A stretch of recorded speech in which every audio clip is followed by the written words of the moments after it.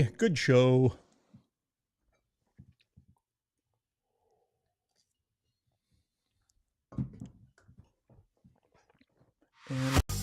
Got Your Back Podstream is brought to you by Mr. Dirk. From casual wear to suits and formals, Mr. Dirk helps you find the perfect fit with the right look for any occasion. Step up your wardrobe at MrDirk.com.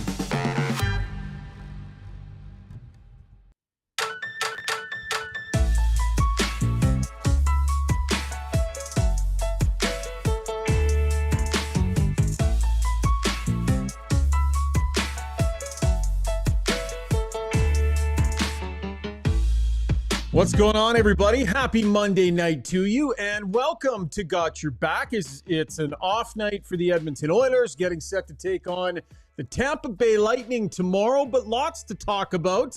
And so we've got Rob Brown, we've got Jason Strudwick, we have got Chris Knoblauch. We've also got Oilers head coach Chris Knoblauch, who is going to discuss two of the most talked about issues that we deal with on the show. Asked him specifically about a couple of things. He also gave us a couple of great Got Your Back stories, not just one, but two from the Edmonton Oilers head coach. We're live streaming tonight on Twitter, on YouTube, and on Twitch for some reason, and we're glad you're along for the ride. As always, our show is brought to you by our great title sponsors, Play Alberta, where it's always game time. Bet on sports, find your new favorite slot, hit the tables, play on a virtual table with a live dealer, grab some lottery tickets, and do it all safely with responsible gambling tools that help keep you safe. Deposit today, and you will get a $50 free bet if you use the code GYB12. Check it out at playalberta.ca. Coming at you from our Adrenaline Diesel studio out here in Sherwood Park.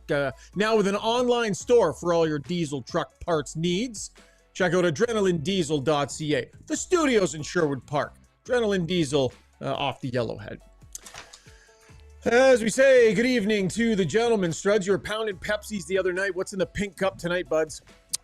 Just some water, but yeah, no, listen, I explained why I was having the Pepsi, and I'm not going to feel I need to be defending myself for that. I had a long day, a short night, as if no one else in the pod's ever had anything bad. Like, so far be it from me if someone has a beer on an afternoon. Like, come on. Jeez, I wasn't attacking. No, I was just asking, Brownie.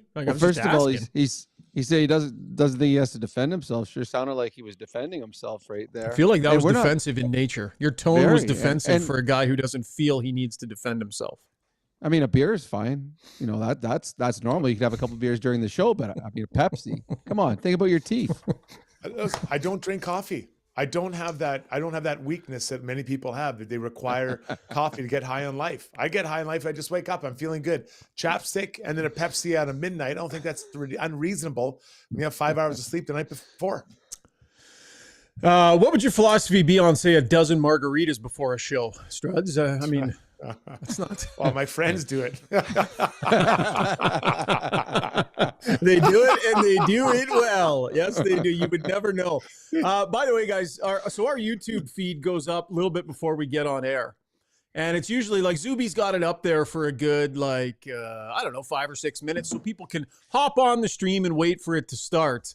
Zuby, there was a funny little exchange in there right off the beginning, buddy. A fitting exchange. Very fitting. The first guy that was in the waiting room tonight for the podcast to start, Chris.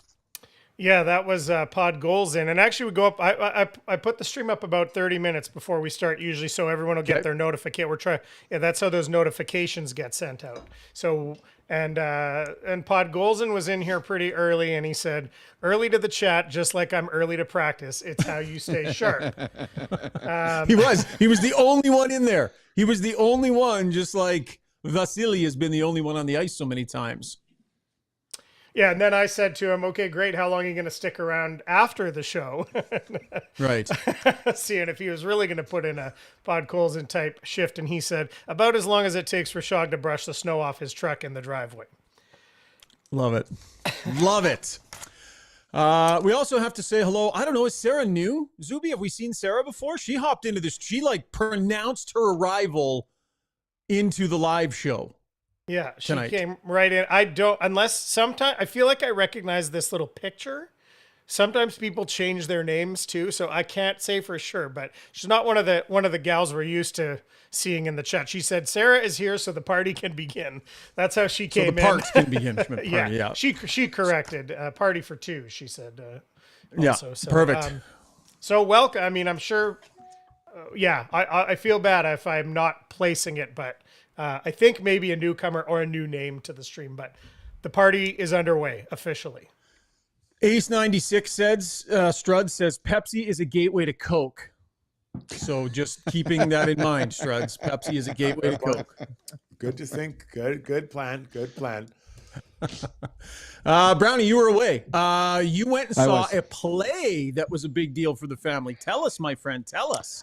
Yeah, my son is in a play right now in Vancouver. So my wife flew in there. My wife and I flew in there yesterday, watched my son in a play. Then we found a cool little speakeasy that you have to, it's like in a dumpling. Seriously, it's in a dumpling shop. You have to have a password to get into the back. The password was, I can't say it because it's secret. But anyways, Did that one out with my son. It was fun. Reflections on Crooked Walking, I think is the name of the play. Actually, a local guy, Jesse Lipscomb, is the star of the play. Really nice guy. I've coached his nephews in hockey. But yeah, it was a lot of fun seeing my son on stage again. And it was just me, Holly, and 160,000 Taylor Swift fans hanging out for the last couple of days. Yeah, great time to go to Van, hey, Struds? Goodness. Oh, yeah, it's crazy. But honestly, like I've often wondered this, like how did your son have so much personality and you have like nothing, like a thimble full of personality? Met his wife. That's fair. Struds, she is amazing. About 23 years and 9 months ago, I was away a lot. Just saying. What are you saying? That's awful. By the way, what is a speakeasy? What is the definition of a speakeasy? What is the difference between that and just a straight up hole in the wall bar? Well, speakeasies during Prohibition, you weren't allowed to serve alcohol. So there would be these secret little clubs that you would go to. You'd have a password, you get in, and they would serve alcohol because it was against the law. So nowadays they just kind of a neat way. They have a bar, but you have to have a password to get into it. Or I went to one in New York City. You would go into a hot dog stand, and in the hot dog stand was a telephone booth. You walk into the telephone booth, you lift up the telephone handle, and they say name, Brown, click. And about 30 seconds later, the door opens, and this beautiful hostess brings you into this really cool room, and it's a cocktail bar. So it's these little secrets. It's just finding it and then having a password. It's just kind of neat. So that's what a speakeasy is nowadays. Terrible business model, Struds. Feels like a terrible business model. Well, just think about it. It's a lot like your sim in your garage, right? Like, just like bang on the door, say the password. I will let you in to play arcade golf with me. Good stuff. By the way, so we have many debates on this show about a bunch of different things. Two elements that I went to the head coach on, and you can see it in our YouTube title. Had a couple extra questions with him today. We appreciated his time. By the way, he gave us not one, but two Got Your Back stories. Struds. Yeah. You are involved in one of them. Oh, God. I'll slip out for that one. Yeah, Jason Strudwick is in one of Chris Knoblauch's two Got Your Back stories that he gave us in this interview today. So we look forward to that coming up in our takeaways segment. But we talked about hitting and the lack thereof on this team. 32nd in the league in hits per 60. I threw that little stat at the head coach. And then he made me look foolish. Yeah. And then he made me look foolish. But Struds also got his opinion on sliding on the 2-on-1s. So what doth the head coach of the Oilers say? That's coming up in our takeaways segment. So you got to stick around for that and some great Got Your Back stories as well. But for now, guys, let's get to the breakdown brought to you by the Alberta Ram dealers. The Drive at Home holiday event is here. Get up to $13,600 in total discounts on a 2024 Ram 1500 DT Laramie Crew Cab. See your local Ram dealer today. So Oilers on a nice little run here, gentlemen. They have won 5 of their last 6 games. They've scored 24 goals. They've given up 12 goals. A lot of different little parts of their game are rounding nicely into form. And it feels to me, Struds, like it's coming at a nice time because their next 4 opponents, the Tampa Bay Lightning, are always going to be a stiff test. Minnesota, second in the NHL, 7-2-1 in their last 10. Vegas, fourth in the NHL coming into play tonight, 7-2-1 in their last 10. And then, of course, the rematch, the defending champions in the Florida Panthers. So their game is rounding into form at a good time here, Struds, where they can really test themselves against some of the better teams around. I love the way you phrase that, because it is a good test, but the Oilers shouldn't be fearful, right? They made it to within 2 shots to win the Stanley Cup last year. And their game, if this was happening 6 weeks ago, I'd be like, ooh, man, this might be a tough one. But now they get a chance to go out there, and they don't have to prove it to the rest of the league. They don't even have to prove it to the media, nothing like that. They need to just know that their game is at a level where they can beat anybody. They're probably not going to go 4-0, but they're going to go through and just know that their game and be confident in their game. Brownie, knowing that it is at a level where they can beat anyone, anytime, anywhere. Well, I think we're at the point now, too, where this isn't the Oilers testing themselves against these teams like Tampa and Florida. I believe those teams coming in here are testing themselves against the Oilers. I think the Oilers are playing that well right now. They're one of the elite in the National Hockey League, what we expected. Now, these teams are coming and said, okay, where do we stack up? This is a team that many picked to come out of the West.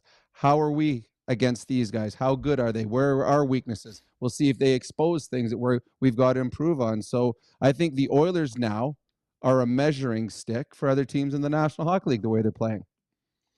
So I want to talk about Darnell Nurse coming up here in a couple of minutes, because there's really been a nice bump in his game and some really complimentary comments coming out of the locker room today, including from the captain, Connor McDavid, from Matthias Ekholm as well. We'll get to that in a couple of minutes. But Struds, taking a look at the Oiler game here, we know the areas that we talked about a ton, in previous months on this show, whether it was the special teams that needed to get pulled together, whether it was the defensive play, the attack, the finish, all those sorts of things. A number of these have fallen nicely into place and are continuing to improve. But what do you think remains at the top of the list, and what is next for the group?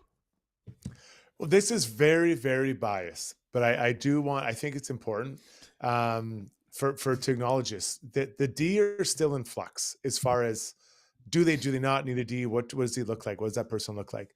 So I love the way that Ty Emerson has come on. I think we talked about in preseason, we lumped him beside a guy like Josh Brown that had struggled, and he didn't look good.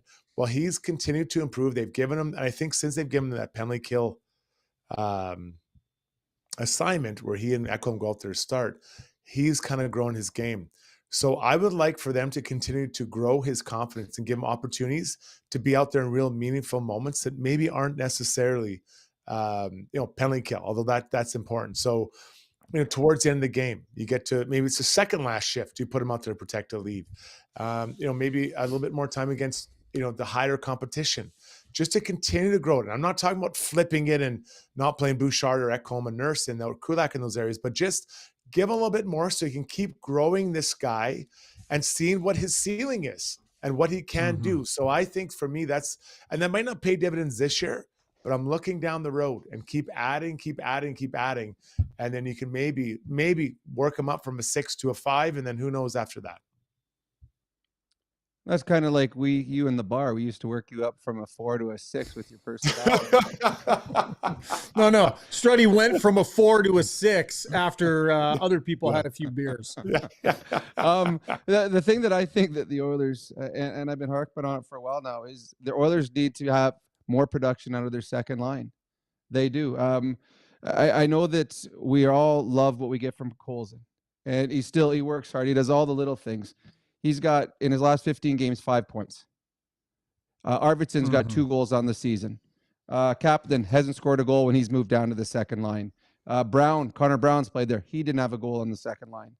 So the second line still is not producing at all. I mean, and Leon is having another fantastic season, and he's doing it without having any help from his wingers on the second line. I don't know if it's time to give Skinner a shot or move players around, but this Oiler team, and I know that we as fans and in the coaching staff want to have Connor and Leon on separate lines going into the playoffs. But right now, the second line is just not producing.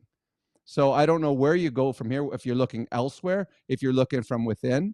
But I think the biggest thing for me right now, for this Oiler team to take that next jump, it would be to have production out of their second line, because you have Leon Draisaitl centering your second line. No other team in the National Hockey League has a second line center as good as Leon. There should be much more production out of that. And so far, we haven't got it through, what are we at, 27 games on the season or something like that? Yeah. Strud's thoughts on that? I do like that. And we've kind of kicked that around a little bit. And you know what makes me nervous, Brownie, is I'm not really sure what the answer is. Mm-hmm. You know what?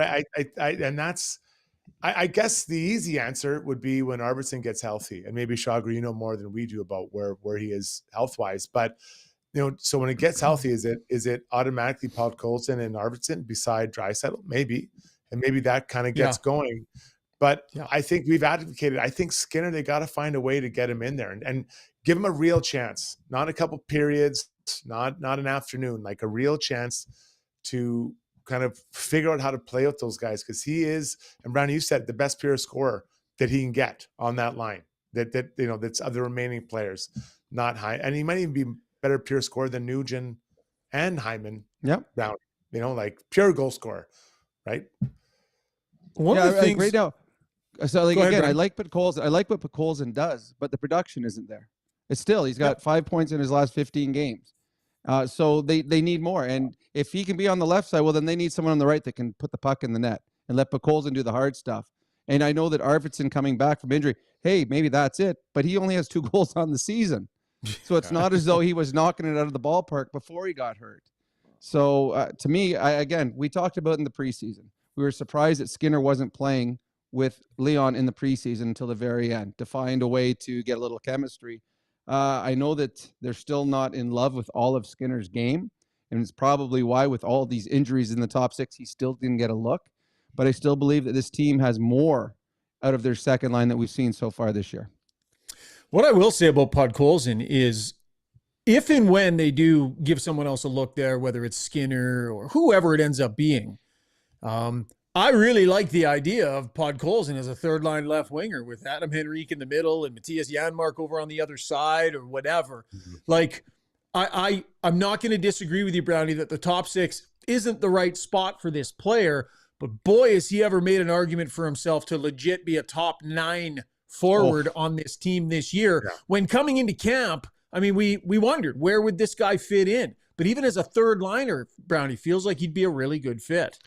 Well, he does all the little things, and he plays with some edge, and he's fast, and he's physical, and he keeps plays alive, which is huge. And one of the reasons that Leon likes him on his line is in the offensive zone. He keeps plays alive because he's dogged on the puck. Yeah. The other thing he said too, Brownie, just really quick, is he said he keeps plays alive and turns pucks over, but when he turns a puck over, he knows the right thing to do with it. Yep. Right? He's got good hockey sense and where to put it. Sorry, just to accentuate your point there. Yeah, I agree. I like everything about his game except for the finish right now. There's just not a lot of finish, and might be coming. Might be coming. He's feeling it. He's had a few here lately. Might be coming. Yeah. Maybe. I mean, again, 5 points in 15 games. I'm saying. And if he's limited of what he does offensively, then that's why you need someone on the other side to score, because it's Leon Draisaitl. They need more production out of that line, and Leon's playing good.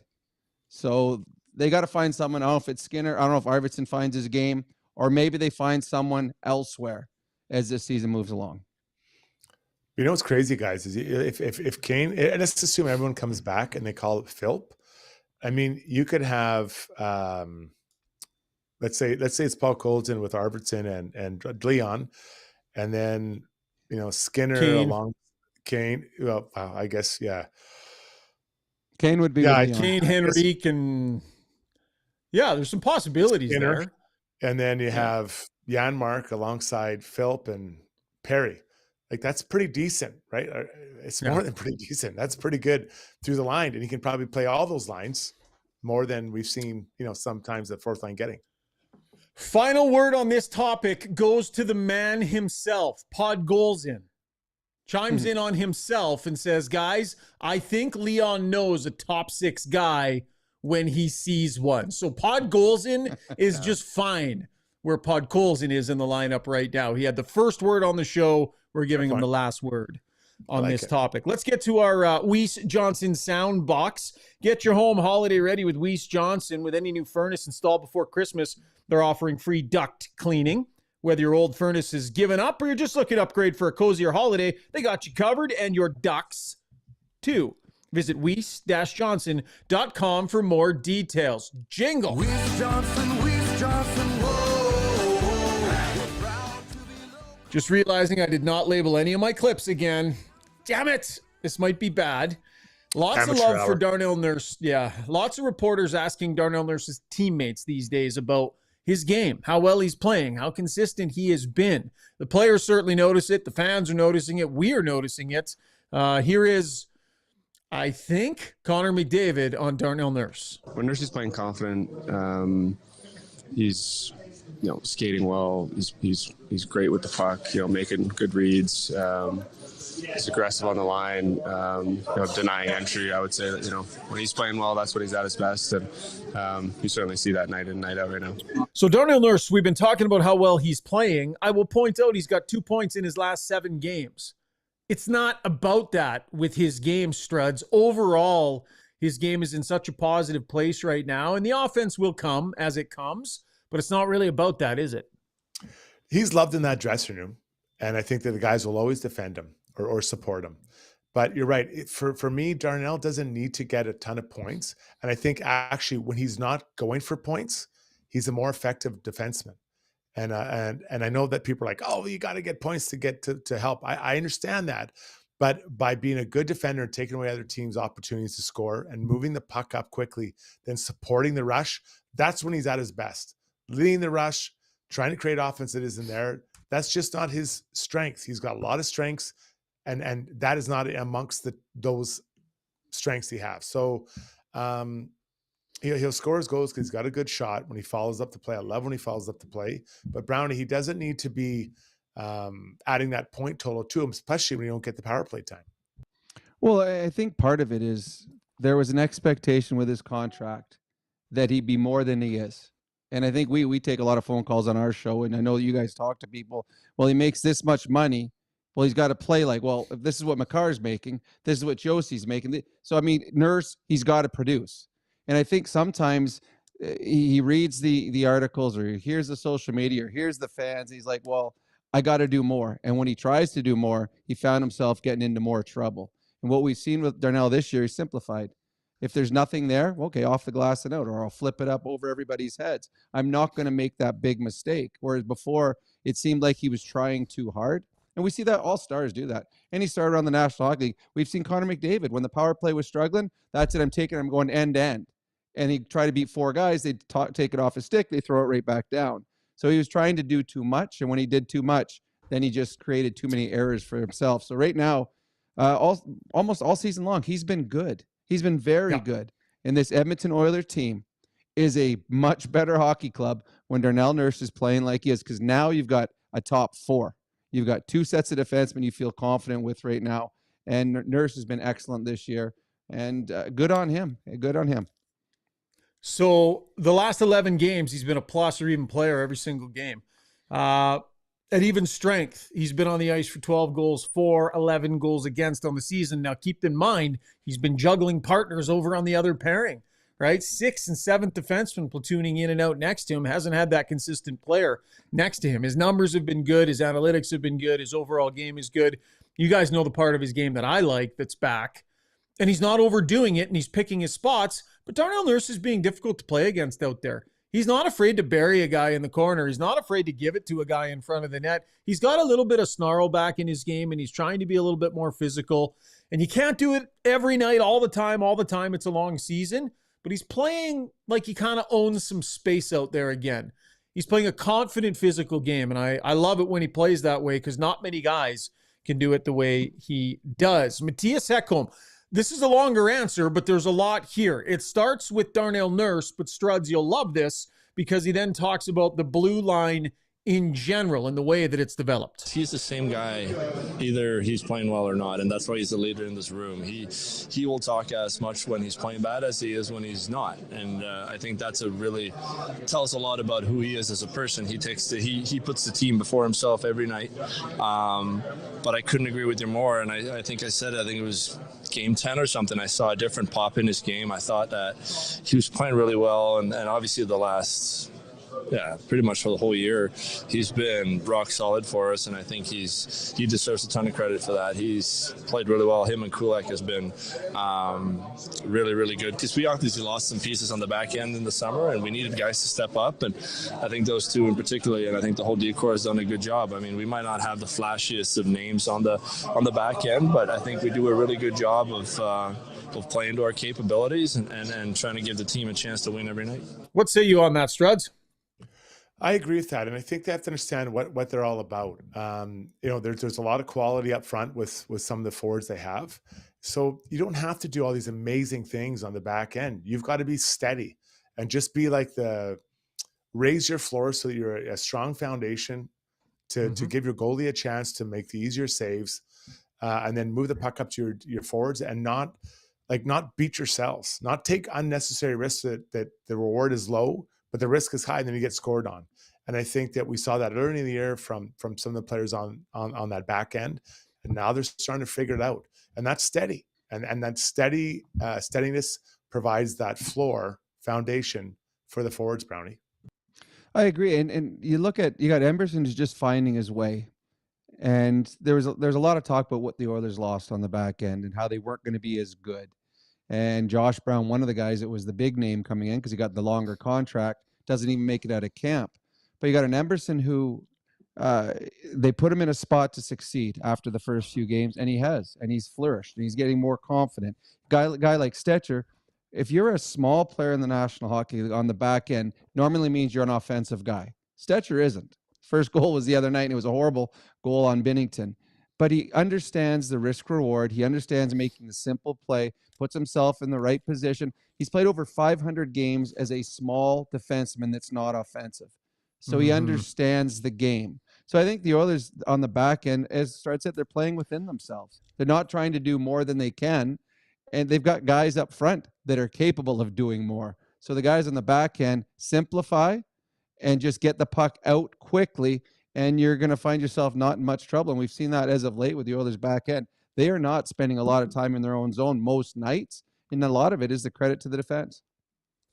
All right. Great stuff, guys. Good dialogue. That was our breakdown brought to you by Alberta Ram Dealers. Before our first break, Zuby, hop on in here. Let's get the most important thing happening on the show tonight by a mile is our YouTube poll tonight, brought to you by our good friends over at De Boers. This is the most consequential conversation we will have tonight. Helping you play better golf since 1999. Their TrackMan fitting bays, instruction, after-sales support, golf merchandise, and clothing at De Boers. Go down, check out their pro shop style atmosphere, 5311 99th Street here in Edmonton. It sparked some great conversation on the stream, Zuby. Give us the question of the day. The question of the day is, which of these choices is your favorite Christmas movie?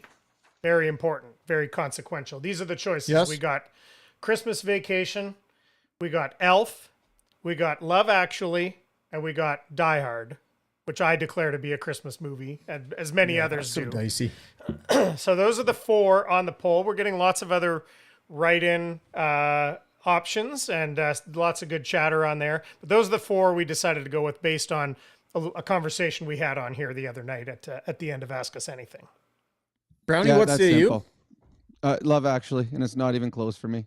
I've seen it about 265,000 times. Isn't that both of you? Isn't that yours too, Struds? It is. I mean, it's just, if you don't feel the movie and feel sensitive the energy emotion happening through that, I mean, just so many good actors in that thing. I mean, people that call Die Hard a Christmas movie have a serious issue. Like, you'd figure it out. That is not at all a Christmas one. It's actually, I find it offensive as someone who loves Christmas that's what they're doing.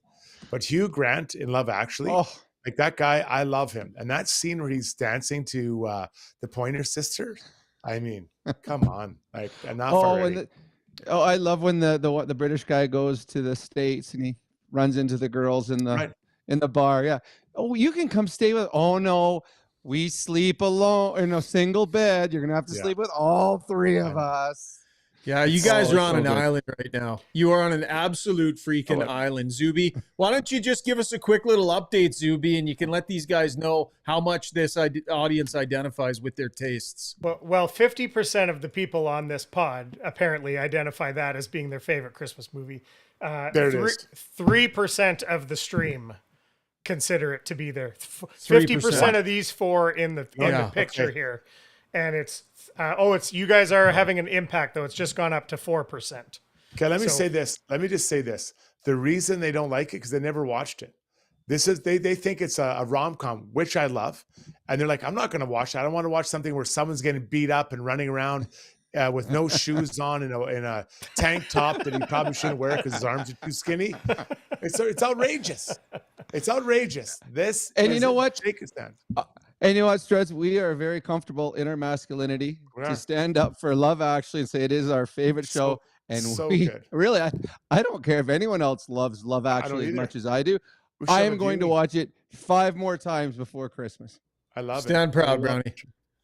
Own that. You guys own that stuff. Zuby, what's your choice? Let me guess. I mean, well, no, I wouldn't actually say Die Hard's my favorite Christmas movie. I would probably say Christmas Vacation. I want Die Hard on here, but I would say I saw Love Actually, and if I had a DVD copy of it, I feel like I'd do the same. I would watch it fall off of Nakatomi Plaza like Hans Gruber, and I wouldn't feel bad about it at all. I'd say, so long, Love Actually. See you at the bottom. Welcome to the party, I don't even know what it's about. I'll talk to my wife because she enjoys movies and she loves Christmas movies. How are you making fun of us? Yeah, you can't. How can you make fun of us and you haven't even seen it? Oh, I'm so disappointed. You're just. What are you doing? You're so busy. You can't watch Love Actually. Me and 97%. Me and 97% of the YouTube audience have better things to do. Christmas Vacation all day long. It's not even a question. And I'm pissed off that Love Actually and Die Hard are on this list because that means Elf is not. And that's ridiculous. No, Elf that's is the second Elf is on there. Elf is on the list. You're not even paying attention to I can't even see it. Don't worry about. You're not Don't let the watching details get in your way. You're not paying attention. Yeah. Don't let the details get in your way of your whole life. Listen, buddy, I know you got a game of the battles of the South America. Whatever Zuby, that go to is. break. Cut them off. Go to break. You guys are going to Mazatlan They're going to play Catan. battles of They're going to Mazatlan Catan. for 4 weeks. Zuby, Catan, I command you to go to break now. We'll be right back. Go to break. I actually love At Timberhouse, our guiding philosophy is naturally inspired living. We believe that through design, we can solve problems and enhance people's lives. We follow biophilic design principles in all of our builds to incorporate natural materials, natural light, to enhance all the spaces in a home. When you have your space perfectly reflect who you are and what you value, and it's made well, we think that that just leads to better living.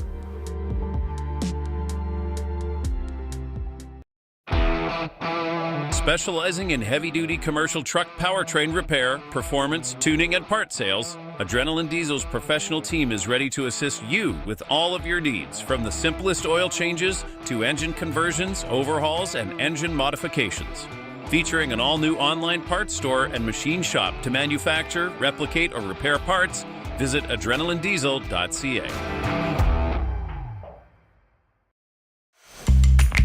When you make a mistake, heads should roll.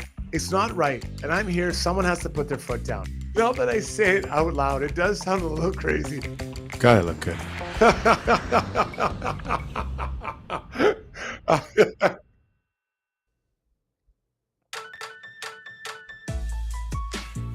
Time now for Strudy's World, brought to you by Timberhouse Developments. When you become part of the Timberhouse family, you might be surprised just how close you'll get to the folks and the process involved. Most builders, they like to keep that distance between the customer and the company once the build starts. Not Timberhouse. You want to check in on things? No problem. Let them know. Stop by the job sites. Want to chat with the crew at the head office? Go on in. They make great coffee. They are well aware that you are the most important person in the process of building a new house. Never less important than what they're doing. So highly recommend you go see Don and the great crew over at Timberhouse. Visit timberhouse.ca. Brownie, how about the first thing Strud said? Like, we see his face go kind of blank, and he's like, you can tell he's thinking about something, and suddenly he goes, guys, did I already do a Strudy's World on the size of water mugs? And we're like, yeah, dummy, you did. It was Schauger. water Blast, bottles, blast, right? Water bottles. So yes, Struds, yeah, that idea has been taken. It's been done to death. What else you got tonight, pal? Well, I got really excited when he asked that, oh, this must be a really good Strudy's World tonight. Hey, have I done the water bottle one yet? We should have said no, and we should have let him start it and then just obliterated him when he did. Well, there's a 50-50 chance I've done this already, but I'll dive in anyways. Sometimes I always scratched off my list.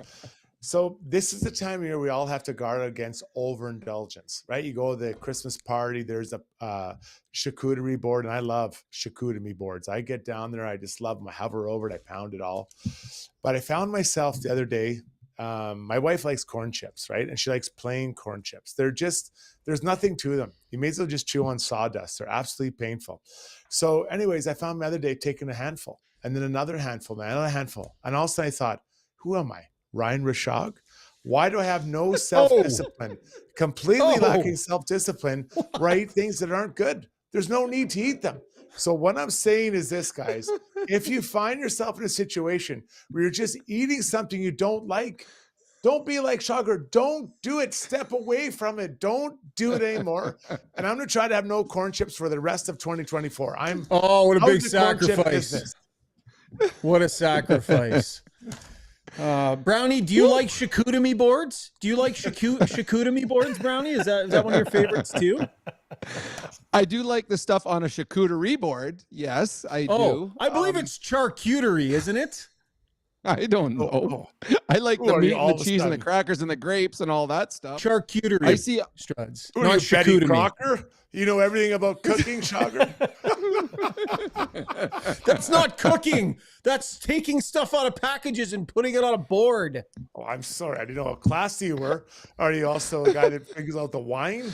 You know, take it easy over there. You're pounding peanuts at 12 o'clock at night with a dress shirt on. Okay, so I'm pissed at you. That was offside, but you throw me under the bus right there. But I am with you on a couple of things. One, corn chips, total waste of calories, like ridiculous. Terrible snack, no good. Sawdust. You had me at that point. And as angry as I am about this whole not being able to control myself thing, right before the show started, I'd eaten so good today. I'd done so good. I was like, it's going to be a checkmark day. A way to go Schauger day on the eating front. Had a giant handful of chocolate-covered almonds for no reason. Just finished dinner not too long ago. Not even hungry. Just pure stupidity. So you kind of hit the nail on the head there, Struds. I'm guilty. It's kind of funny. He mocks our charcuterie. I done good today is what you just said. And you mock me in Struds' English right there. I'm all for overindulgence. Yeah, it was a turn of phrase. I was being cute with the language. He acts like he's William Shakespeare or something. Hey, no, but thou dost protest. My point is this: if you're going to have calories, make sure it's worth it. Worth the calories, right? Fair. Enjoy it. See, but chocolate almonds, though, I mean, that's worth the calories. So I got no problem with that. No problem with that. Yeah. They're so good. They're so good. You're probably going to get on your Peloton tonight after the show anyway, so you'll get it. No, I'm not. I'll be playing video games till midnight, eting more chocolate-covered almonds, probably. Schauger's going to wear off all those calories. He's got to play 27 holes in his sim. 175 steps, baby. Count them. You do walk, right? You don't cart it, right? Yeah, I walk. 80 calories burned. That was Strudy's World, brought to you by Timber Haas Development. Screw you, Struz. All right, roll the happy music. Let's try and cheer up this crew. We're at each other's throats tonight. I have no idea why. Brought to you by Hamel's Premium Jerky. It's time for Brownie Points. Their premium jerky makes a great gift or stocking stuffer, and it's just in time for the holidays. The stocking stuffer package is here. Not the stuffer, the stocking stuffer. 4 half-pound packs of jerky for $55. And as always, free shipping Alberta-wide. Choose from their 14 flavors and support a great Alberta business. Hop on to albertajerky.com to order yours and enter code Got Yer Back for an additional 10%. Brownie, let's award some Christmas brownie points. Well, I'm going to need a raise because I am giving away a lot of points today. So I'm going to have to talk to your lovely wife about a bit of a pay bump. We're going to start by bringing a little back. I'm taking away 1,000-ish brownie points from the OHL's Barrie Colts and Ottawa 67ers, who got into a brawl the other night during the game. It was the teddy bear toss, which means that's a packed house. And as all the first goal was scored, they're throwing the teddy bears on, and both teams brawled. There were teddy bears flying onto the ice, hitting them as they were brawling. Grinch was on the ice, actually, someone dressed up as Grinch, picking up the teddy bears, and there's brawls going on around him. So they're losing 1,000 points. Their first sellout of the year, and they brawl for the kids. I am giving 27 brownie points to Connor McDavid. I don't know if I think sometimes we get numb to how good he is, but in his last 13 games, number 97 has 27 points. He is on fire right now. He is moving up in the scoring leaders. He'll probably be ahead by Christmas time, but let's give some love to Connor McDavid. He is on fire as of late. I have got 666 brownie points to the Edmonton Oilers. Everyone was doom and gloom when the Oilers started 0-3, and this is a terrible start. They're doing it again. What's going to happen with this team? After those 3 games, the Edmonton Oilers winning percentage is 666. So everyone's saying, they're playing good. Their last 7 games, their last 10 games. They've played, 26 games on the season? Something like that. And so take away the first 3. They've been playing good since the 4th game of the season. They got a 666 winning percentage, which last year 666 was 6th overall in the National Hockey League. They've been playing well for quite a while now. I have got 765 million brownie points to Juan Soto. Juan Soto, that's why I need a raise. Juan Soto, the left-handed slugger, just signed with the New York Mets for $765 million to hit a baseball. Well, I just doubled that by giving him that many brownie points as well. It's going to be a good Christmas for the Soto family. And finally, I was just in Vancouver. I was there with T Swizzle. They were saying it was like the Olympics there. I'm giving her 2 billion brownie points because that's how much this the Errors Tour. Errors Tour. That's how much she earned. It grossed this tour. $2 billion. I looked it up today. She's worth $1.6 billion. I did my part. I went, there's a place called Lee's Donuts. I don't know if you ever there, Struds, and it's unbelievable donut place, but they had donuts of all their songs. I had Lover. It was fantastic. Donut by Lee's Donuts. I went to the Steam Clock downtown where they did the steam comes out and they did Shake It Off. I videotaped and hung out with Shake It Off. It was unbelievable in Vancouver. I know that, Struds, wasn't your wife and daughter there for the weekend? Yeah, they did. They went. They saw T Swizzle. It was pretty good. I like T Swizzle, and I'm giving her a little bit of love here. 2 billion brownie points for Christmas for T Swizzle.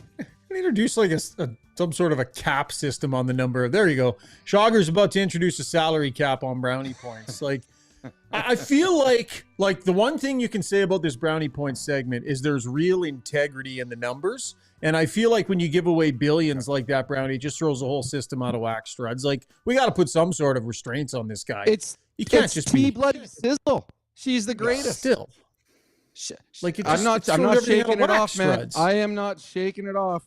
I'll begin again. I will begin again. I'll throw all her song titles out there for you. Don't tuck tail and run, Brownie. Schauger's just mad because he's not getting any, right? If he says brownie points. Brownie points. Yeah, you want to, like, you tell a bad joke that was great in the 1920s, and you want 100 brownie points. Oh, the other 20 I'm afraid if I gave him any brownie points, he would overindulge on them anyways. So I'm not going to give him that many. Do you guys, Brownie? Why don't we do this? I'm going to take off for the rest of the night, and you two finish the show together. The way this is going tonight, I feel like maybe you guys would just be better without me for the rest of the way. No. I was trying to do my segment, and you put a salary cap on me. I was just trying. I was giving Christmas brownie points out, and all of a sudden, I think he's getting a little ridiculous. Don't you, guys, Struds? No, let's be honest. He wants to get back to the chocolate almonds, work his way through there, down through him like a shark in a petting zoo. That was Brownie Points, brought to you by Hamel's Premium Jerky. Brownie, good stuff, buddy. We'll chat after the game tomorrow night, okay? Sounds good. Take care, guys. All right. Gonna go watch Love Actually now. Okay. Boom.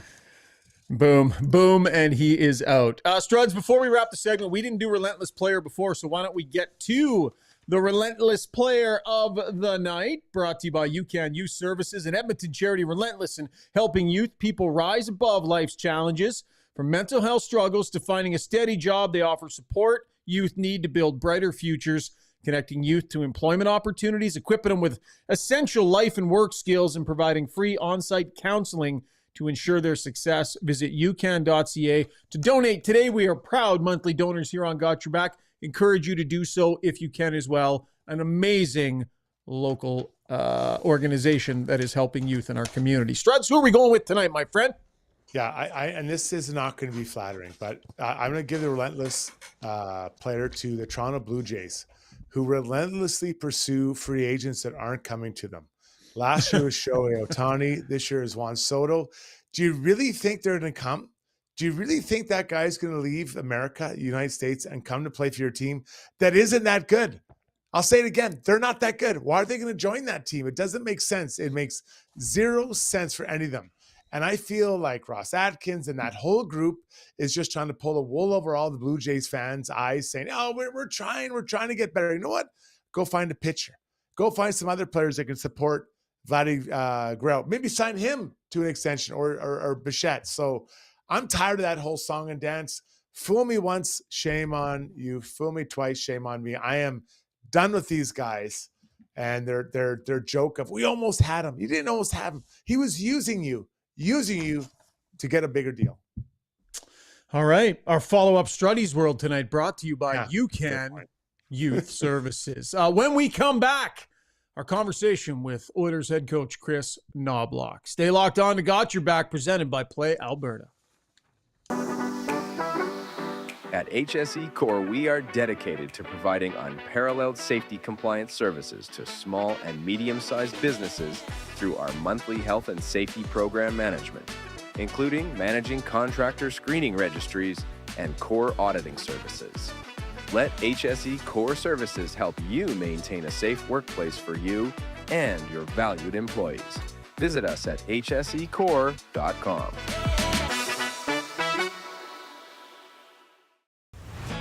With over 18 years in the industry, Kelly Zaretsky and her team at Blue Summit Accounting deliver client-focused solutions and financial guidance for success in a simple and comfortable way. Whether it's for corporate or personal needs, Blue Summit Accounting can help with taxes, estate planning, financial services, bookkeeping, and more. Get in touch today. Email bluesummitacct@gmail.com or call 780-416-9662.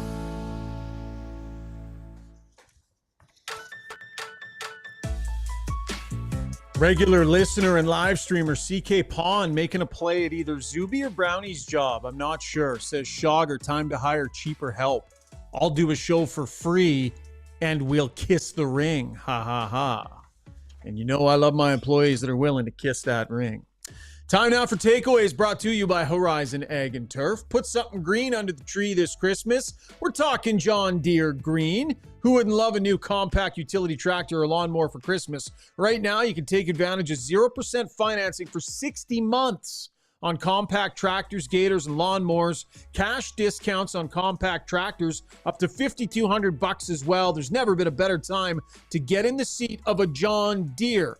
Visit Horizon Ag and Turf today. Had an opportunity to catch up with Kris Knoblauch after his main media availability today. And listen, there's 100 different things we could ask him about, but when you talk to Kris and you ask him questions, he gives you really thorough answers. So listen, we only touched on a couple of things, but as people know, I've been all over this team about the physicality or lack thereof this year. Got into it with him a little bit about that. Put me firmly in my place. You be the judge of how that went. Struds and sliding on 2-on-1s. We talk about it nonstop. I threw that at the head coach as well. And as I said earlier, Struds, you make an appearance early on in this interview in one of Kris Knoblauch's Got Your Back stories. So, presented by Horizon Ag and Turf, in our takeaway segment, here is the head coach. All right, Kris, before we dig in on your team, you just informed me that you have a little bit of experience professionally with one Jason Strudwick, the backbone, the star of our show on Got Your Back. You were at an NHL camp together. Yeah, I was drafted in '97. My first NHL camp was that fall, and Jason's a year or two older than me, so he obviously knew about the NHL camp and what the protocols were, and I obviously it was my first time. I was pretty green, but also as being a young guy going to camps, you're never really sure what to do, where to go, and where to have meals, and what's expected of you. But I remember him being a really good leader and helping us out. And I remember going out for dinner once. He just took a lot of this young guys out, and we went out for dinner. And I just remember other players that were about his age, maybe a little bit older, and they were teasing him for hanging out with the young guys. And pretty much he was looking out for us and just being a good leader, even though he wasn't much older than us. And that made I don't think I've ever seen Jason since that. But I remember that time of, him getting teased for doing something that was being a good teammate. And anyways, that's my Jason story. That's funny, just the small little things and the way they can resonate with people and stay with people. Well, absolutely. And, same with coaching, like, or parenting or being a friend or whatever it is.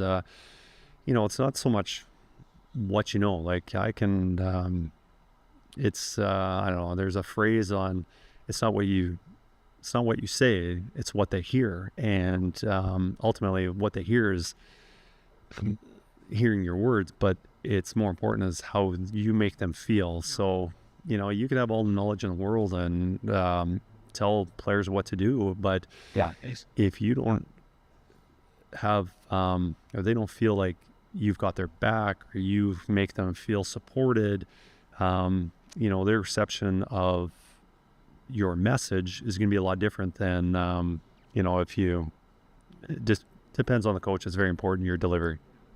So let's dig in a little bit to what's happening with the team right now. When you got here, it was about a group that was desperate to turn it around. They were poised and they were ready. You paved the way to help that happen.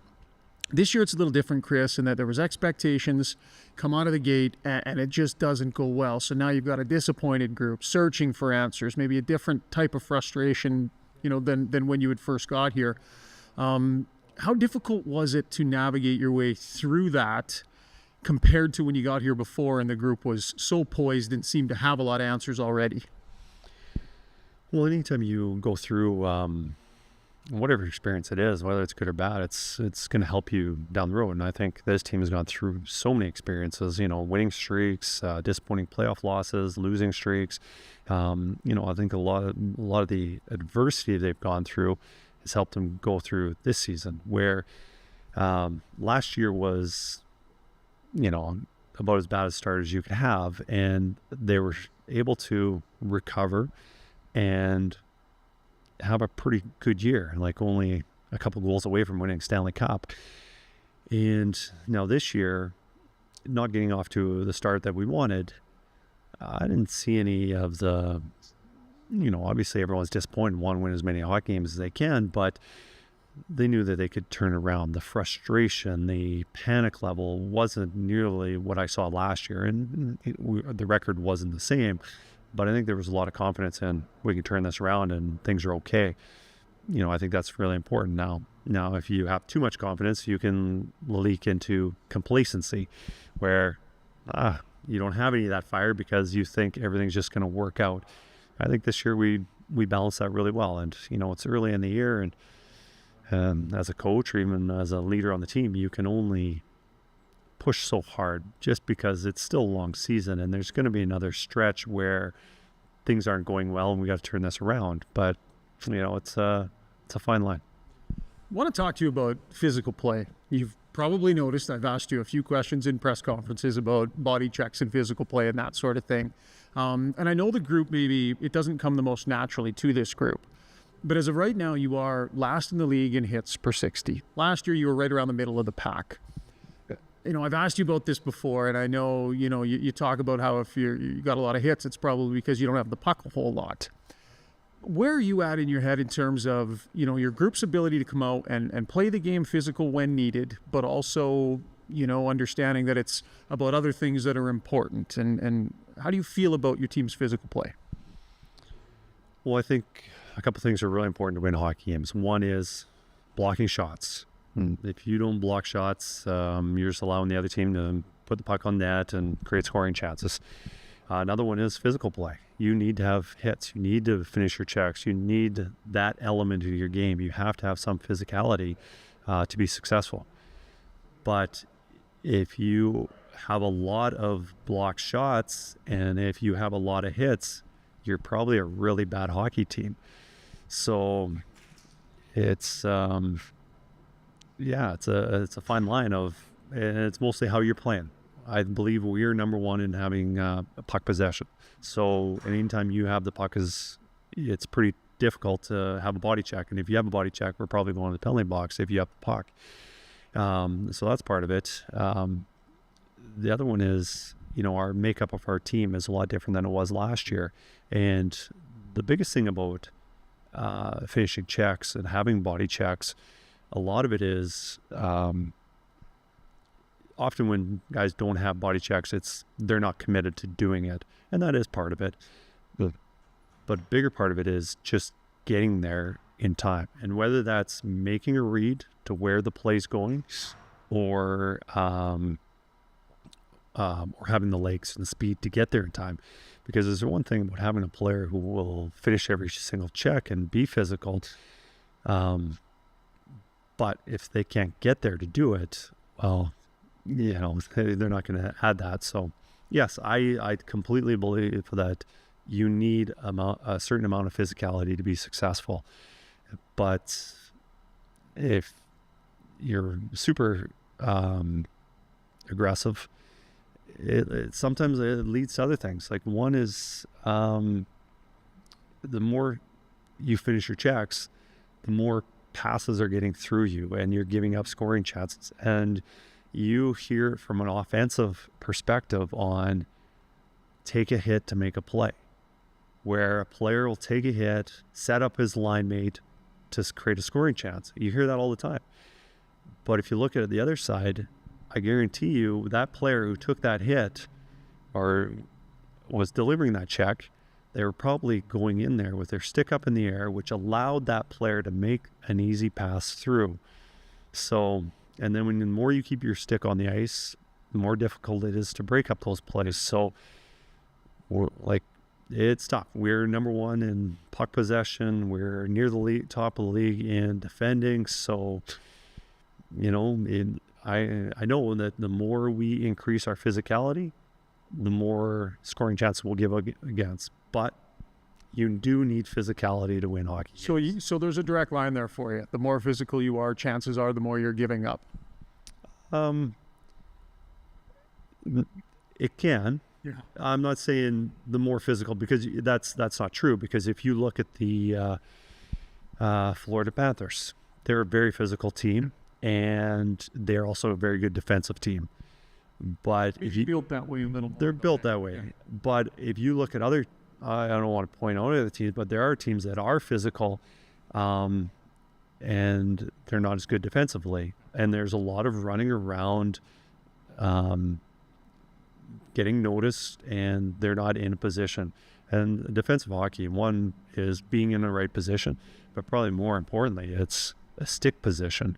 Is your stick in the right lane? Is stick on puck to break up plays? And you look at our game the other night against St. Louis, we gave up more chances than we have for quite a period of time. And it was one of our weaker games defensively.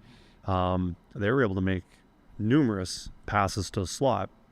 And most of that is our players not being in the right positions, but a lot of it are sticks not having a purpose. And if your stick doesn't have a purpose, you might as well change, because it's a pretty tough to play the game without a stick. But bringing it back to the hits, you had 6 players that threw body checks that night. Out of everybody in your lineup, I think there were 6 guys, at least, that were registered, and sometimes those stats are. But overall, you're comfortable with the way that your players are handling that, and I know I've asked you this a bunch, so. I think we can be a little more physical. I don't think we want to be. It's your personnel, the makeup of your team. You're not going to change it. There's a team, let's just say you are in low scoring games. Yeah, you always want more goals scored. All right, you change how you play and you might create more goals. You change how you play, you might score another 3 goals over a 5-game span.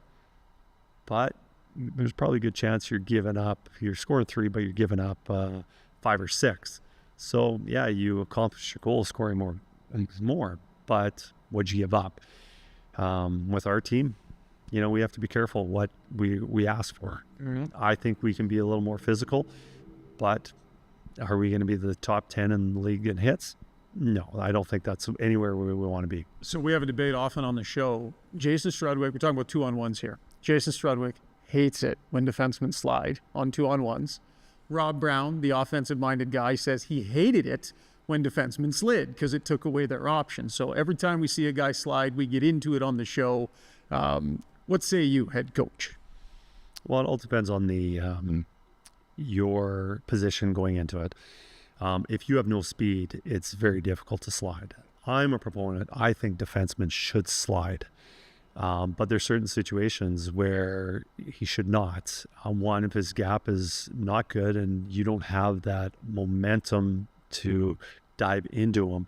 Another one is if he's on his off wing, it makes it a lot more difficult to slide. If a defenseman has a good gap, if the defenseman is checking the puck carrier who's on a strong side, so the puck is on the left side and it's on a left-handed shot, I think that's almost a guarantee that the defenseman should slide. Now, if he's on his off wing, he's got to be a little more cautious in sliding. Because he can pull it back to his forehand. He's got many more options. So the name of the podcast is called Got Your Back. We always love to ask people for a story about a time in their life where someone had their back. You actually gave us a good one there about Struds. But you had another one in mind potentially? Well, I think about the path I've lived, whether that, becoming a player, getting the opportunity to get drafted in the NHL and university. I think about, when I was 17 years old, playing midget hockey, North Battleford North Stars, and I was probably a borderline player to make the WHL, but I didn't make it just because one, maybe not being a standout player, but also the Portland Winterhawks had my rights at that time, and they also had a very good team, so it made it a little more difficult for me to make it. So anyways, I didn't make the Portland Winterhawks, came back, played midget hockey, and my coach at the time, Tim Nielsen, who I had a lot of respect for, he was a scout for the Red Deer Rebels.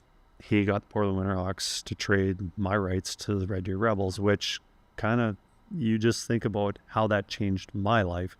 One, got me where I am. I ended up down a path. I ended up in Edmonton, played junior hockey, and so that just traded just everything, coaching wise, but also without that trade, I wouldn't have met my wife. So there are many reasons why just a little change of direction in my life made a huge impact on, my hockey career, whether that's playing and then eventually into my coaching, and then also my personal career, where led me to meet my wife. Love it. Awesome story. Chris, thanks for taking some time, and best of luck the rest of the way here. Thank you very much. All right, Oilers head coach Chris Knoblauch sharing some thoughts with us, Struds, and a couple of Got Your Back stories. That was a great story, bud. We give each other a lot of crap on this show, but when he told me that story, I have to say, buddy, I was impressed. Talking about Strudy getting a rough time from the rest of his teammates because he was taking care of the newbies. Do you remember that? I mean, I remember taking guys out. I don't remember everyone giving me a hard time. Like maybe they did, but I think like anyone who knows me, I really don't care what anyone thinks. Like I just do my own thing. And I always felt that, I know how nervous I was in my first camp or when I wasn't on the team. And I appreciated when guys like Doug Huda or Rich Pilon took me out and just spent time with me. So I could tell when guys were, they were looking around. I'm like, let's just go eat. Like, what's the difference? I got to eat anyways, right? And I'm pretty sure what he didn't say is I made him pay. That's why, hey, they were always willing to pay. Yeah, I'll take That's you guys funny. out. You hang out with this amazing NHL superstar, but you got to pay. That's the price of admission. That's the way it's going to work. It's amazing. You were so different because I remember Zuby telling me the first 3 months on this show, like you didn't talk to Zuby at all for like 3 months until he got to know you a little bit. So it was a very different experience for Zuby, but nice to know you were like that when you were younger and more humble, buddy. Oh, I've changed. I'm very much more arrogant now that I know it all. I'm in the media. Exactly. By the way, did he change your mind on the sliding? Did you like the point he made? Depends on which way the guy shoots. I like that. Yeah. It was a really good point. And listen, he's an elite coach. So I mean, what am I going to say now? But I still like when guys stay up. All right. That was our takeaways brought to you by Horizon Ag and Turf. And again, a big thanks to Chris Knoblauch for taking a couple of extra minutes with me today to indulge in some of that conversation about hitting. And he gives really detailed, nuanced answers, Struds. They're long, but there's a lot that he packs in there and a lot of really great points. And I really appreciate a guy that'll sit there and debate it with you, talk about it in some detail. He's very thoughtful and certainly appreciate Chris Knoblauch's time and his storytelling. As we go to break, let's check in with our prospect. Our In the System report brought to you by Ryan Reed and Long Shots Indoor Golf and Sports Bar. Their premium indoor golf facilities equipped with state-of-the-art TrackMan technology, perfect for golfers of all levels. Whether you're looking to eat, drink, and play, or just watch the game, Long Shot Sports Bar atmosphere, fully licensed kitchen and bar will not disappoint. Check them out in Sherwood Park or visit www.longshotswithaz.ca. Within the System, as we go to break, here's Ryan Reed.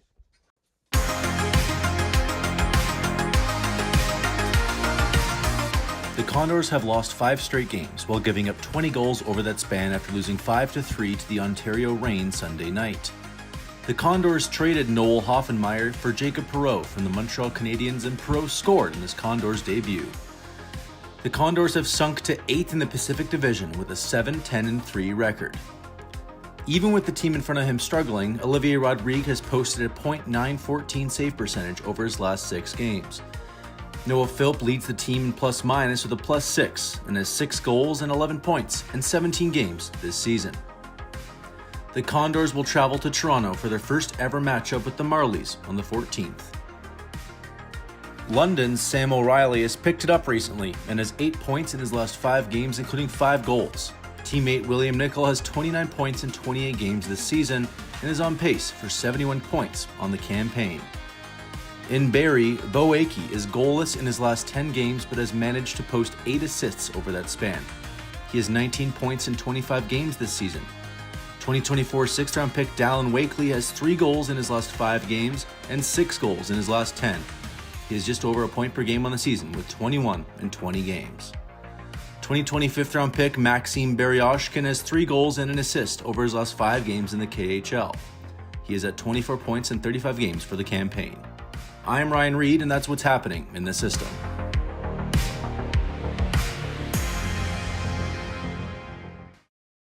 At Gallery Dental, we believe in blending exceptional care with artistry to create the perfect smile for you.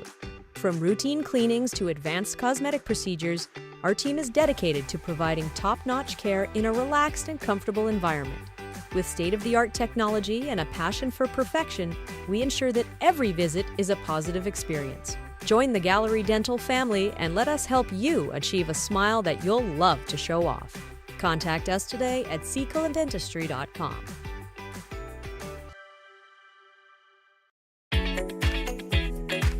Ready to go all in this season? Mr. Dirk's got you covered with express on-site tailoring, a wide selection of craftsman-made suits, sport coats, and casual staples for every occasion. Score big with Mr. Dirk. We've always got your back. Visit us off White Ave, south of 102nd Street, or browse online at mrdirk.com.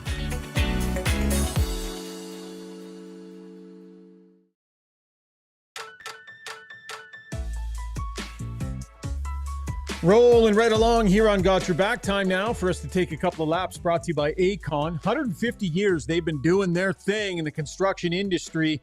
They're one of Canada's original leaders in heavy industrial contracting, operating across North America, but very proudly here in Edmonton. This is a big company, but they're always looking for great employees. Go to acon.com and click Join Our Team, and you can get a list of all the jobs that they have available, not just here in Edmonton, across the province, across the country. So if you're looking for work, or if anybody that you know is, why not check out a great company like Acon? That's acon.com and click Join Our Team. Struds, lots going on out there, buddy. What do you want to hit on?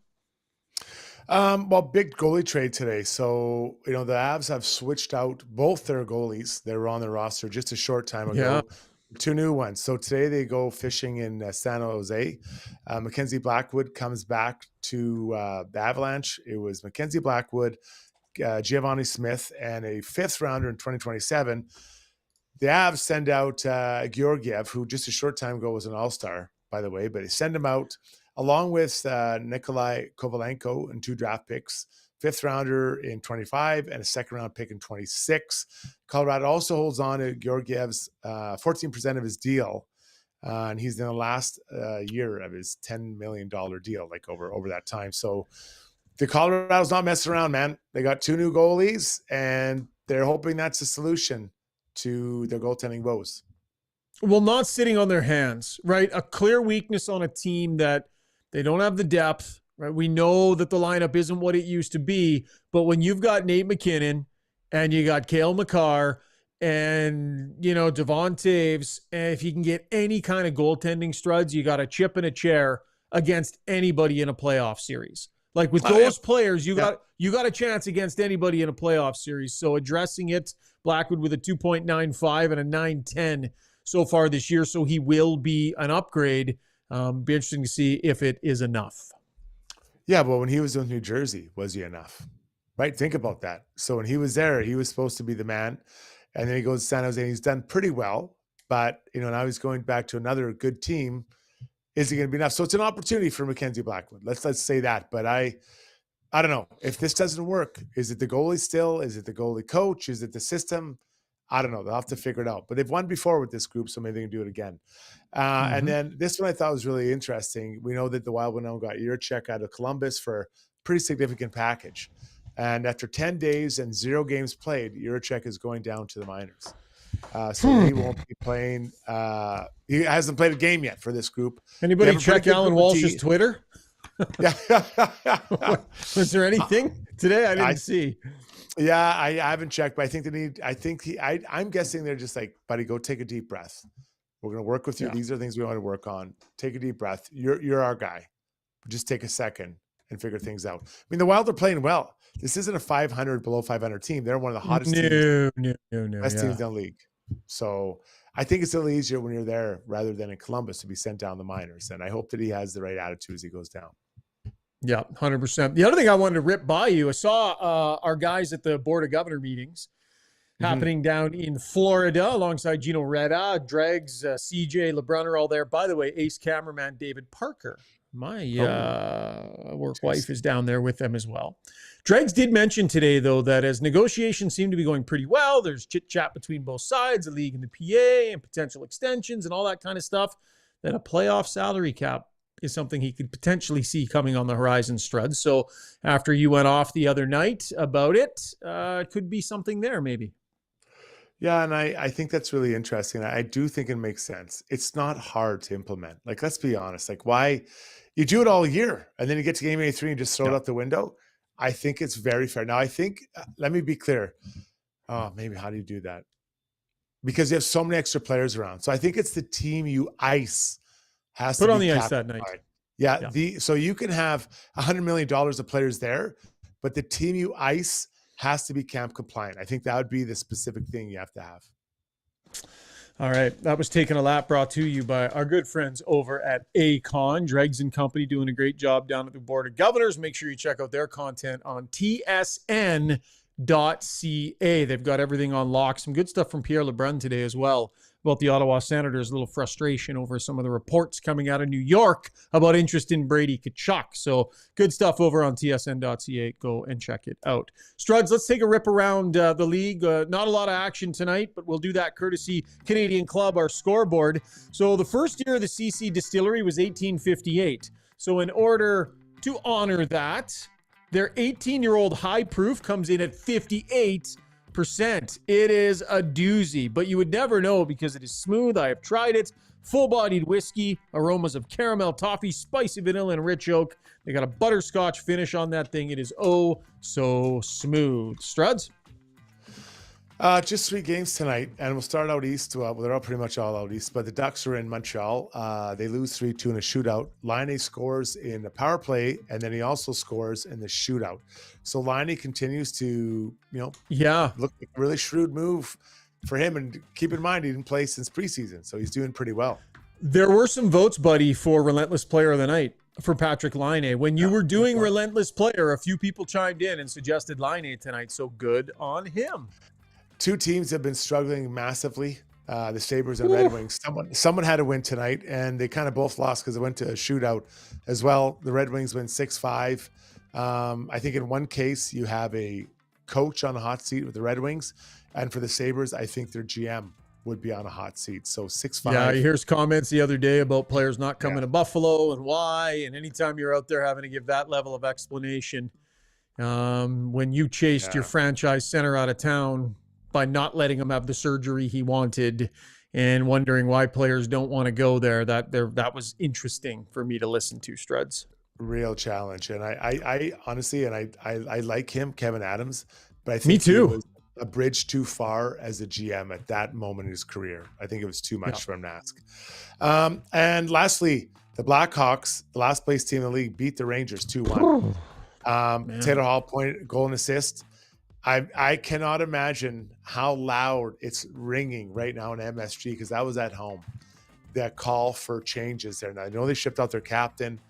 Is it the coach? I don't know what's going to happen, but this team, I think they're 2-8 in their last 10 games. I know they're 2-8 in their last 10 games for a team that was so good last year. Oh, mama.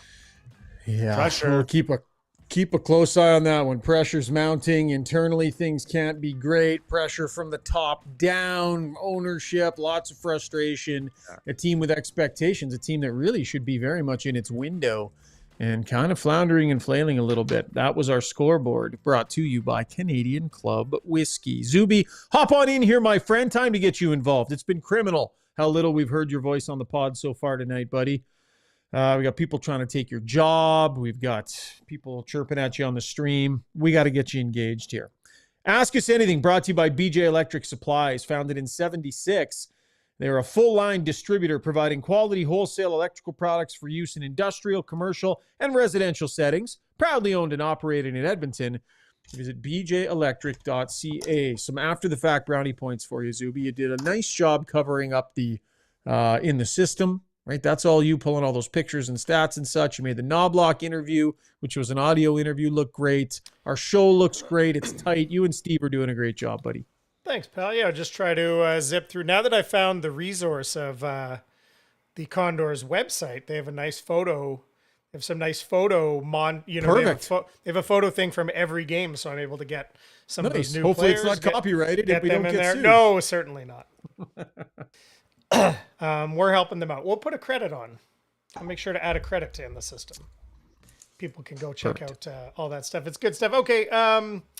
You guys kind of just touched on the Ranger thing. It was brought up. Penner's Pancake said Laviolette gets axed before the end of the week is my guess after tonight.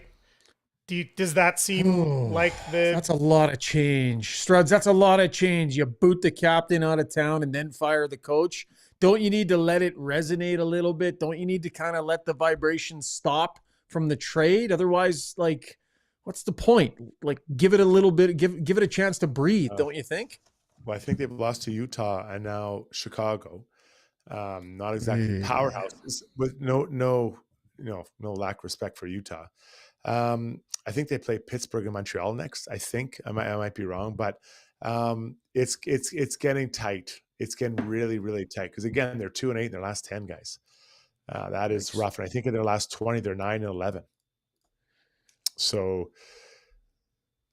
I'm not saying that he's out tomorrow morning, but I'm saying it's getting close, because that's the next thing, right? That's the next thing to go is the coach. Yeah. All right. When Mackenzie Blackwood's name was brought up, somebody asked, I don't even know who that is on the stream. You guys touched on it a little bit, but Paulie came in hot and declared Blackwood to be better than Stu Skinner. Where do you guys land on that? Oh, he's 100% right. I mean, Blackwood's played well in so many playoff series. You know, you think about the last 3 years, the number of playoff series Blackwood's played in. I mean, come on. Are you serious? What has he won? What has he done? What is he? A good team, New Jersey. New Jersey literally had to get rid of everybody to get in new goalies. They were a pretty good team. That 2 years ago, they couldn't stop a puck. So I'm sorry. I think that is, up till this point, that'd be wildly inaccurate to say that Mackenzie Blackwood is better than Stu, because look at the results, what they've done, what they've done for their team. So I couldn't disagree with that more. Yep. I'm with Struds on that, Zoobs. Okay, T. Willison says Tampa's been hitting the back of the net a lot. Going to have to step it up tomorrow. What do you guys think of teeing up that game tomorrow? Is that a big key for the Oilers, shutting down their offense?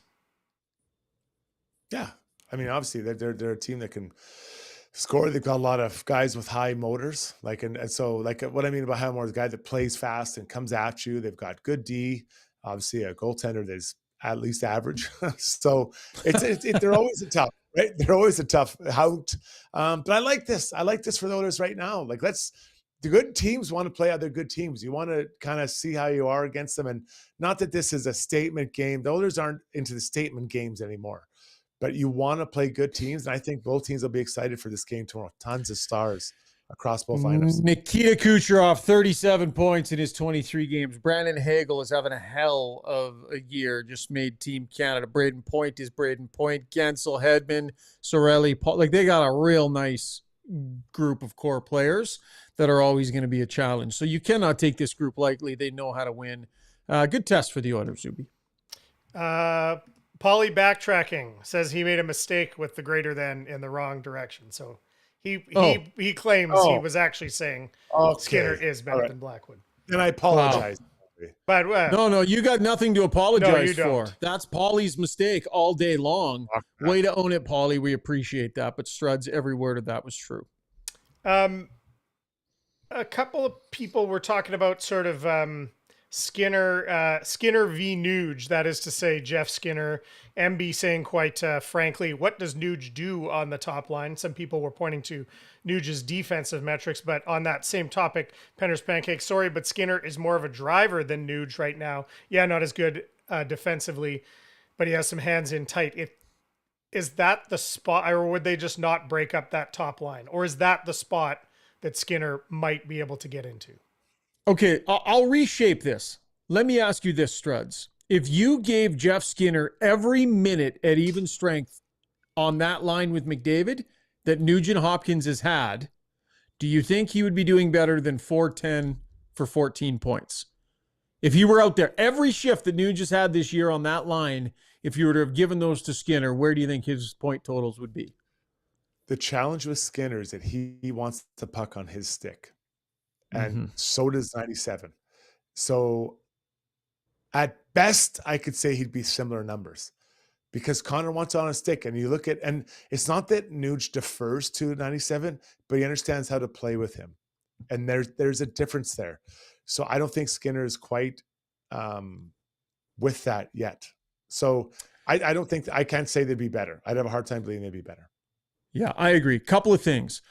Ryan Nugent-Hopkins is one of the most sure-handed players on the team with the puck. When he has it, he handles it with a level of skill and knows the plays to make and can make them in traffic. So he's sure-handed in a way that Skinner's not. I believe he's better on the wall in his own end, which would stall a lot of rushes and a lot of breakouts if you had a guy that wasn't as sure-handed on the wall.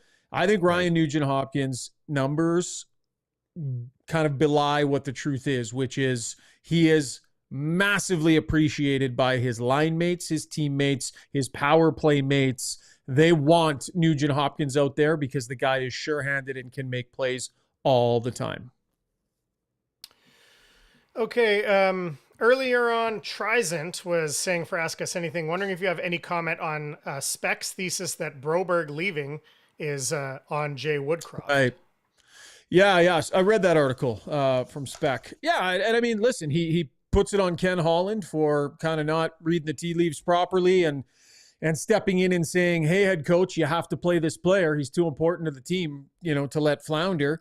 And that it's on Jay Woodcroft for not having found a way to have the player fit in. We all saw the year where Broberg came in and he had a spot to lose. And you know what happened, guys? He lost it. He did. Let's be honest. He lost the spot that year when he came in. Wasn't good enough in camp. Wasn't good enough in exhibition season. I was okay with the decision they made at that time because he hadn't earned it yet.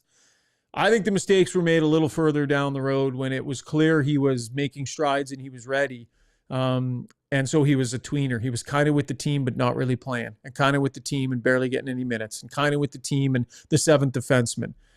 There was no clear development plan laid out for him, and it became very murky as to what this guy's path was to being a full-time NHLer. There were big-time mistakes made, and I believe the head coach was part of that. I think Ken Holland was too.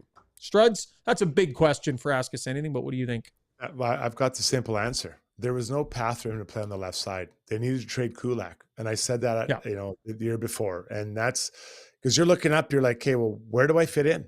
Where am I supposed to play? There was Ekholm, Nurse, Kulak. Where do I fit in? And so there was no path. So, and I'm not saying this guy don't like Kulak. I said this many times on Gregor's show. They need to trade Kulak to give Broberg a space to play. But I like Kulak. He's a really good player. So probably don't want to trade him because you don't know what we have. That's what they needed to do, and he would be on the team right now, but you wouldn't have Kulak. Okay, one more hockey. Couple more, Zuby. Yeah, Pills04 on Twitter, actually, for folks watching on Twitter. Our comments don't go back there, but for people watching on Twitter, just know your comments do come into here. So Pill said, in a sense, you could say Pods is producing if he's this much more of a factor creating turnovers and making plays. We know Brownie wants goals and points, but there is more to producing than just on the score sheet, right? Yeah, for sure, Struds. Like, it's little things, and you nailed this one early, Struds. Like, Leon Draisaitl clearly is fine with the guy being on his line, because if he wasn't, he wouldn't be. And Draisaitl, when he speaks about a guy like that, his place on that line is pretty firm, production aside. Yeah, and I think that, for him to get paid, he's got to finish, right? He's got to keep. So I think that, the way Leon's talking, I think the work he's putting in, you talk about it all the time, that production can be upped. I don't know if he's going to be a 40-goal scorer, but, what was Zach Hyman's top before he arrived here, right? So you got to give him some time and to feel that confidence. And I'm very interested to see what he can become. I was thinking, one more, Zuby? Yeah, I just wanted a quick comment. I was thinking to myself about, remember how all last year fans, pundits, we were talking the whole time about Leon needs some wingers. Leon needs, who's going to be, it was very uncertain who's going to be his wingers. Then this year it was like, oh, for sure, he's got Skinner and Arvidsson. And then now here we are, a third of the way through the season, and it's Bud Colson and Kapanen. It's like, so... That's so bizarre to me. We called it. Ideally, it would have been Arvidsson and Dylan Holloway. But we'll see. To Brownie's point, maybe Jeff Skinner works his way into another look there. And maybe he can do something with that opportunity. As I pulled my hat off for a split second to scratch my head, Paulie says, turkey shogger with a Turkish flag.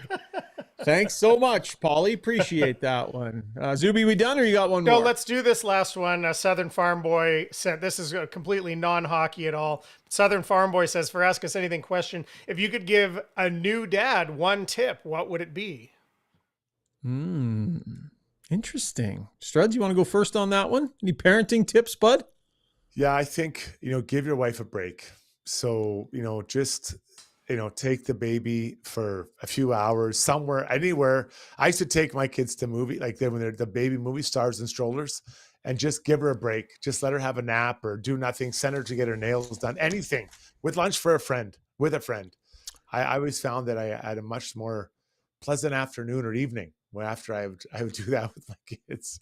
Love that. Zuby, you're closer to having done this recently. You got one, bud? Yeah, sleep when you can, because there's some stuff that only mom can do. There's some stuff only mom can do. So you sleep at that time. You give mom a break whenever you can, and you just have to embrace the carnival of absurdity that your life is about to become for at least a little while. I don't know. You have to be able to laugh about some of it and just shrug it off and grind through another day. It goes on for a little while. So. I love it, buddy. You're still shell shocked. You're getting through the tail end of it here.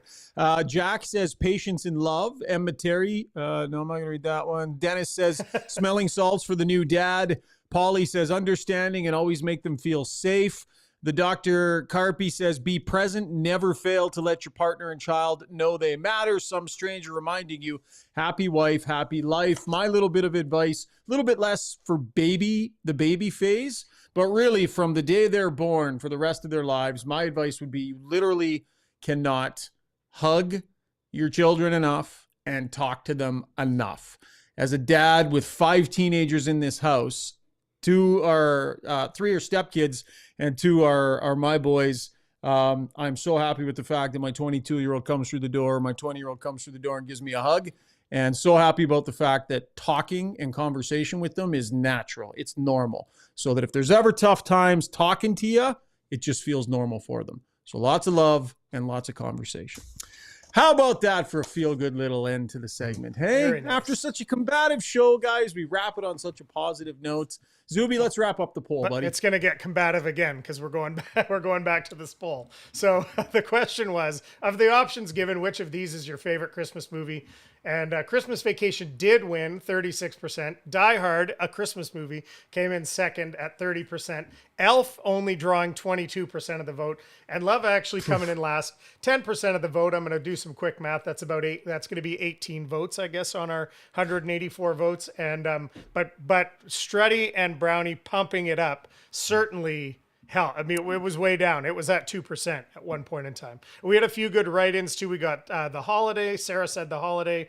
Millsy said Home Alone, Once You Have Kids. Maverick said Gremlins. Rick Robitaille, Christmas Story. Just Steve wrote in for The Family Man with Nick Cage. Mo likes Fred Claus. So there were lots of good write-in votes for lots of other. And if you're here, just there's your list. Go watch a few and get into the spirit. Guys, I'll just leave it at this. The results of those polls suggest to me that a lot of our listeners drink wine with a straw. That's what I'm hearing, right? Like, not so classic. Struds. So on a night where they vote me the least funny person on the planet, you think they're the most intelligent, smartest voters ever, and on a night when they point out your garbage movie tastes, they drink wine through a straw. How do you feel about our people, Struds? I love them no matter what. My love for our YouTube stream is unconditional. Yours is conditional, based on your ego, frankly. I challenge them. I challenge them to be better and watch the movie. These people haven't watched the movie. They don't know. They don't know what it is. Wayne Gretzky today, as we get to our play of the day, brought to you by Gallery Dental. Take the first step towards a stress-free dental experience. At Gallery Dental, they provide modern dentistry for today's patients with the most up-to-date dentistry, sedation, implants, and so much more. Contact gallerydentalYEG.com. I'm going to run a quick clip here from Gretzky, Zuby, before we get to the play of the day. Interesting, though, Gretzky was at the Board of Governors today, and he was asked about Ovi's pursuit of his goal-scoring record. What he's done is incredible. What he's done is remarkable. What he's done is great for the game. More importantly, his team is playing really, really well this year, and that makes it more fun. Scoring goals is one thing, but when you're winning, it makes it way more fun, and they're winning and playing well. The coach has done a great job. Listen, it's good for the sport. It's great for the game, and, hopefully I'm there to shake his hand the night he breaks the record. Thanks. All right, so that leads into our play of the day. A little bit later on in the interview, one Paul Bissonnette showed up and crashed the party, Zuby. Paul Bissonnette here from TNT. Not to discredit Alexander Ovechkin and what he's going to accomplish, but how many goals would you have scored with composite 6 and no red line? I would have liked the 3-on-3. That's my only thing. Okay. Hey, Strudy, Gretzky at 3-on-3 would have been something. Oh, just a nightmare. Imagine how many breakers it was set up for other people. Just finding people open without looking at them. Like, it's crazy. Yeah. Crazy point totals he would have had. All right, that was our play of the day, brought to you by Gallery Dental. I was planning on going a little shorter tonight because it wasn't a game night, but we had so much to talk about, so much conversation, so much good dialogue. We ended up going over an hour and a half. So thanks for hanging in. Great job tonight, Struds. Appreciate it, my friend. Yeah, thanks all the listeners. You're great. I apologize for the wine with a straw comment. Yeah, you should. Not all of you. Not all of you. Brutal. Let him hear about it. Add him on Twitter. Let him know what you think about that. Him passing judgment on you like that. Zuby, well job tonight, my friend. Thanks, Bo. They can send pictures of their charcuterie boards as well. Charcuterie. It's a charcuterie board. That wraps the show, folks. Thank you so much for dialing us up here. If you were on the live stream with us, we greatly appreciate it. Thanks for your likes, your subscriptions. Tell some friends about us. Let's get more people on the live stream, have some more laughs. Can't wait to talk to you again tomorrow night. A big thanks, as always, to our title sponsor, Play Alberta. See you soon.